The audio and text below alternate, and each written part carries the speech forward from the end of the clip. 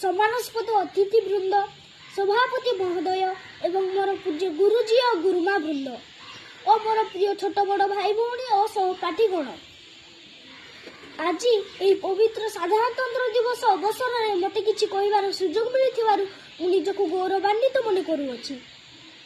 आज हेउछि 2025 मसिया जनवरी 26 तारिख। आज आम 76तम साधारणतंत्र दिवस पालन करुछु।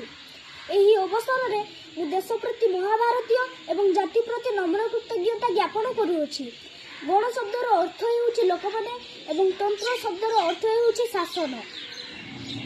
आम समस्त जानिछु आम देश 1947 मसीहा अगस्ट मास 15 तारिख दिन स्वाधीन होइथिला, किंतु 1950 मसीहा जनवरी 26 तारिख पर्यंत आम देश में इंग्रेज मान प्रदत्त आईन कार्यकारी होउथिला।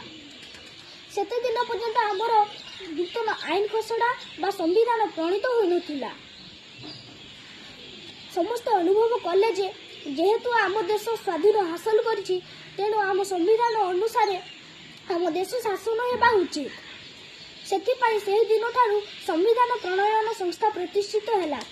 एहार मुख्य थिले डॉक्टर भीमराव आंबेडकर। से थिले भारतीय संविधान जनक।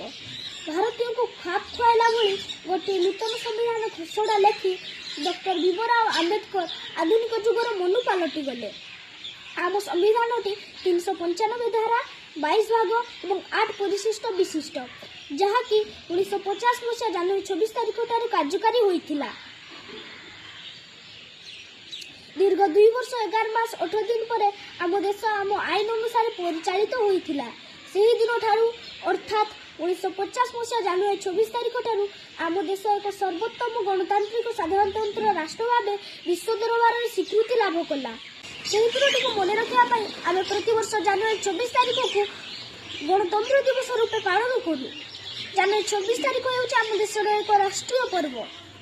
एही पर्वटी को हिंदू ठारू मुसलमान, जैन ठारू ख्रिस्टियान और राजा ठारू रंक समस्ते पालन करिथांती। एति कहि मु मोर वक्तव्य को विराम देउछि। जय हिंद, जय भारत।